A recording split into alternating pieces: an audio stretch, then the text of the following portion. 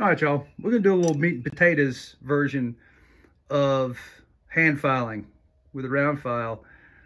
This is 3/8 chain. I've got a 7/32 file. If you want to use 11/64, that's up to you. Doesn't make any difference. It's personal preference. So when this tooth is first ground at the factory, there's a little hump right there. Here, let me scratch it. I'm trying to freehand this. We'll get you steady in just a minute. All right. Let me do just a little bit more. All right. And here's what I want to show you. You see how much my file is above the tooth? I am not going to get a good sharp edge. So on that first grind, you're going to have to knock down that shiny spot right there so you can actually get the file to the correct depth. So here, let's start.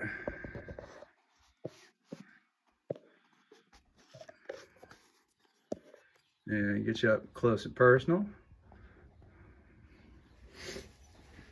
All right, so first couple of strokes. All right, so there's, you see that file is really not cutting well, and my tooth is moving. So first thing we're gonna do is tighten the chain a little bit. The last thing you wanna do is have to chase that tooth around while you're filing. When you're first starting to learn, you need to be as consistent as possible. All right, so I went ahead and did one tooth before we got started, and you can see the depth of my file is much lower in that tooth. Let me match my angle. All right, you want about 1/3 of the file sticking up. So like I said, you're gonna have to work down just a little bit. You don't wanna touch the chassis, but you wanna be right on top of it with the file. So here, let's go through a couple of teeth. And like I said, I'm gonna try and keep this as meat and potatoes, straight to the point. The bar's been tensioned, so the chain's nice and tight. I'm not chasing the tooth around. This bar's got a little bit of wear to it, so there is a little bit of wiggle here, but it's not nearly as bad as it was. Make sure I'm lined up here. Stay. Here, I'll back you out just a little bit. And I want you to watch my hands. Nice and straight. See if that's enough. Nope. Stroke down. Now we can start getting into it.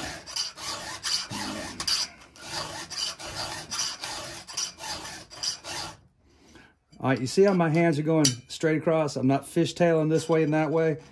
You want to make sure you don't want your field of view to be that. You want to be able to pull your eyes out bigger and actually watch what your hands are doing. You'll see that they're moving all around. Work on that angle. Clean the top plate off so you can see what you're doing. Get the crumbs off of there.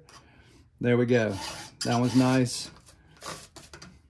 And again, down. Get down towards the chassis. And then start working it back in. Work on your hands. Pull back into the tooth. This is a motion like that where you're pulling and pushing with both hands. Clean the top of the plate off. Don't roll over. Straight across. Watch that top plate. Start to shape. That's good. Let's bring you in tight.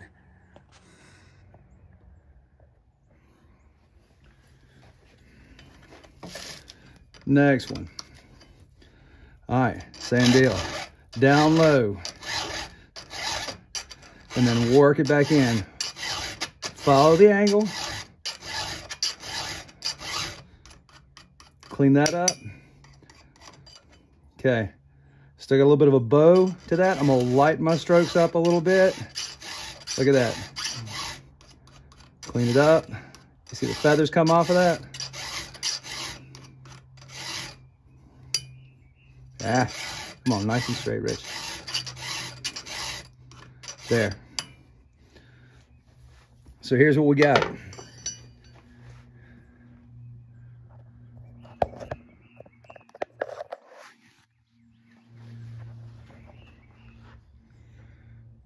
nice straight across, nice clean meat. Whoops, where'd we go? There you are. So, nice clean meat here, nice straight top plate, and plenty of hook. See how that top plate angle? Let me take you up there. Look at that. Cut your eye. Don't look too hard.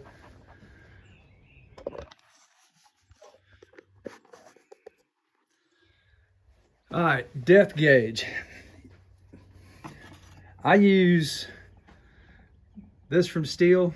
It says 0.65. That's the equivalent of 25 thousandths in bananas. English, SAE. So all you have to do with this is just lay it on top, and with a flat file, just roll across it until it's preset. That determines how big a chip this tooth is going to take. You start bringing this tooth back, you'll have to lower it as well. Let's talk about chains. Let's look at the side profile, what we're looking for. All of these lean forward. There's steel chain right here. Here's your traditional, this is a Husky chain, but it's made by Oregon. So it's still got that same rounded hook to it. Now we got some new math. Husky cheats. This is their X-Cut C83 is what they call it. Here, I don't know if I can take you in any closer. So when we look at that, there's a little beak there at the top. So what happens is they come in and they grind one time, and they come back at a sharper angle right here at the top. So this way it makes this top cutting plate more knife edge. And then this is Oregon's EXL. And it's got a little bit of that same technology in it, just not as overly stated. But if you look at these teeth, here we go. Let's take a look at this one. This one's good in view. This tooth is proud, okay? So it is at an angle coming up.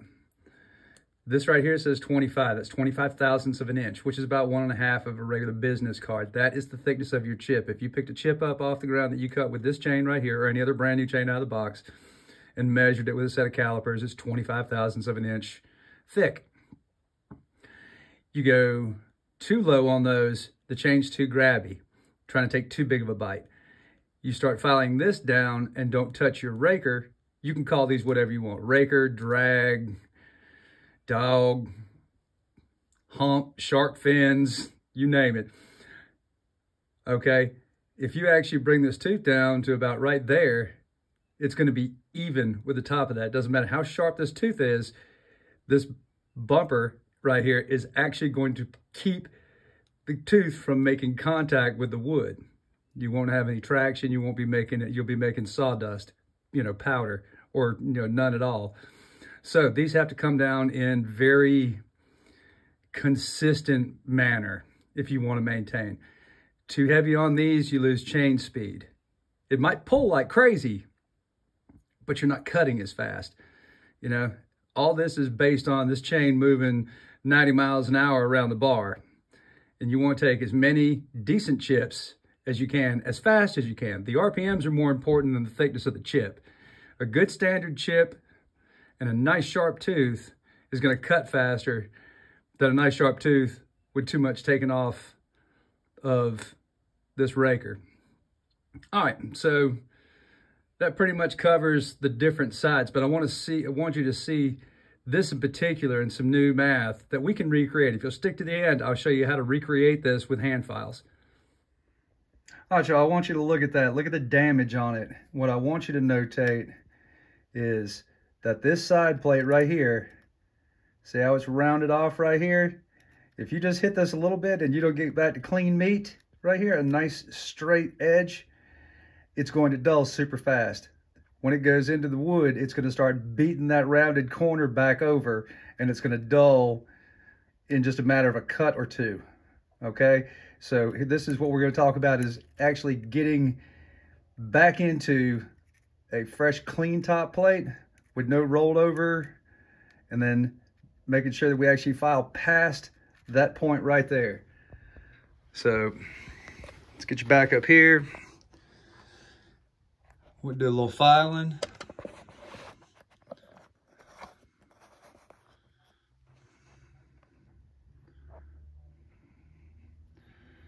All right, let's take that back just a little bit. And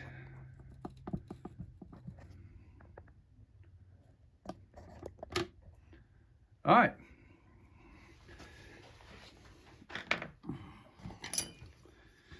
So make sure we're on the right tooth here. Yep, that's us. And again, we're gonna start filing on that tooth. I want you to file down just a little bit. Get down close to the chassis with the bottom of the file. And then it's starting, we're almost there. You wipe off the top of the tooth. Keep going, almost there. Pushing into the tooth, there we go. Now the last few strokes, nice and easy just to polish that out.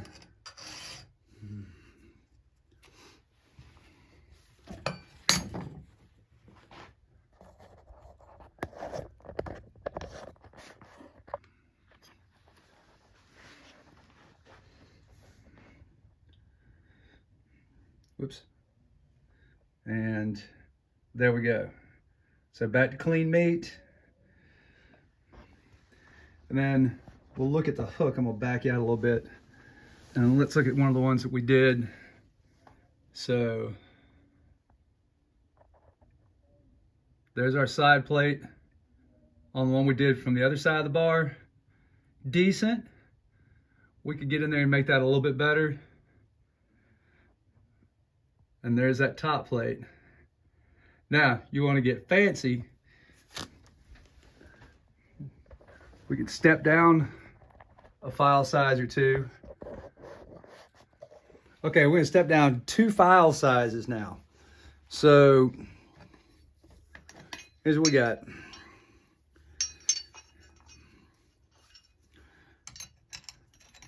So, there's your file for 3/8 pitch chain. There's your file for a 325 pitch chain, and this is for a 3/8 low pro or 3/8 pico chain. So it's a much smaller chassis, still evenly spaced. So we're gonna step down 2 size files and see if we can't recreate what Husqvarna is doing. Now this is hard to be able to hold this in the top of the tooth without rolling over. There we go. Just a couple more strokes to polish that out, and then we'll take a look at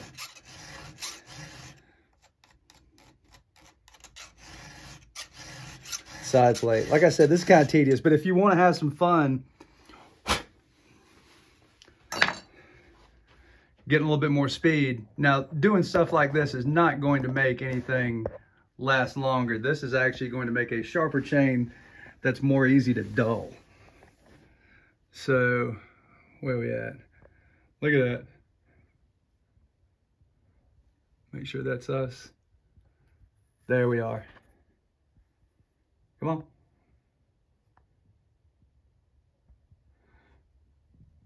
Ugh, phone's not cooperating with me today.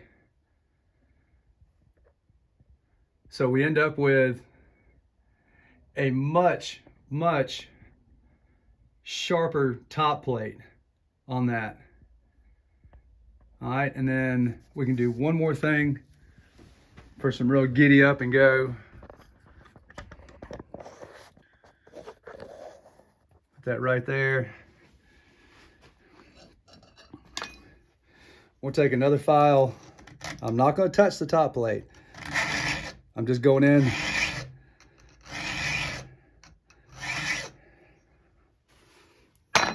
and digging out underneath the tooth. This is some cool shit you're not going to learn anywhere else. Well, you can, but nobody's going to explain it like this. So now, there's where we're at. And if we come around to the other side, this is going to be a trick. Where'd that tooth go? We're right there. That thing's gnarly. That's gonna eat. Won't stay sharp long, but that thing's gonna eat. All right, let's go back and just do a few impromptus, and then we'll set some gauges and do less fancy stuff and more meat and potatoes. All right, let's put this whole thing in motion. Couple of strokes down to get in there. Let's clean up that top plate a little bit. You can see how much damage is on the side of that. I'm really digging in there, working on my angle, watching how well. Look how far we're gonna have to get back just to get back to a clean side plate. Oh, we're still not there. But you know, it's either that or throw the chain in the trash. And I'll be honest with you, it's harder to sharpen one that's like this. Finally, we're getting there.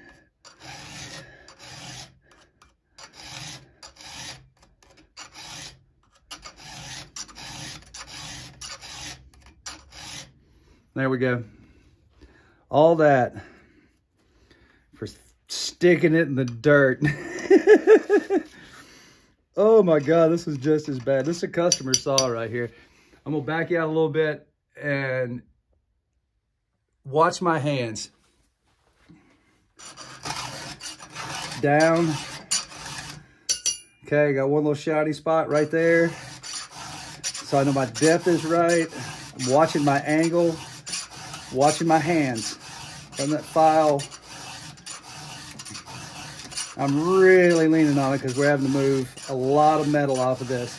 And this is why you want a nice, fresh, clean, good cutting file. These are Velour files. I like these a lot.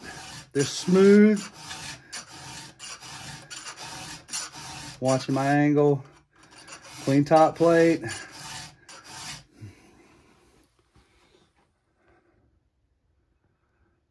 Clean side plate. All right. Now, we got teeth all over the place, but that's no big deal as long as you go back and set your rakers. Okay. Set this on there. It's kind of backwards so I can stay out of the way. Make sure that's on top of the tooth. Flat file. Until it skips across. I'm not touching anything. That's the perfect depth. So it doesn't matter if the rest of these are brand hammer new teeth on the other side. As long as that gap's the same, it will cut straight and both sides of the teeth are equally sharp. Just keep going until you get to those things. Nice straight, watch your angle, consistent angles. Good side plate, nice clean side plate. All right, let's wrap this up real quick. I said I was gonna try and keep this one short and to the point. And I think we covered some cool things with that one tooth that was super aggressive and super sharp. But just remember when you're filing and as you're learning, until you get good at it, keep yourself in the stationary position, move the chain and file the tooth in the very same spot. Move the tooth to that same place that you were, and then file. Move the tooth to where you're filing. You don't move. Because think about it, if you file here and then you file there and then you file there, you're moving yourself and changing, you're opening yourself up for more mistakes. And just touch on everything that we did here today, which is get back to nice clean top plate and side plate and make sure that working corners, nice clean meat, because it'll start to get pounded on and roll over if you don't keep filing. Make sure both sides are pretty close to the same. Take a video of yourself sharpening, watch your hands, and make sure that it's not doing a banana. And that's about it. Thanks for all the comments, and Got a bunch of new subscribers. I really appreciate that. Those of you who are watching, if you haven't subscribed yet, please do. I'll try and keep up with the content. We'll mix it up a little bit. I got some performance work coming up. I got a 395. I got a bunch of stuff to do. So that being said, y'all have a great day. Thanks for watching, and I hope this gets you sharper faster.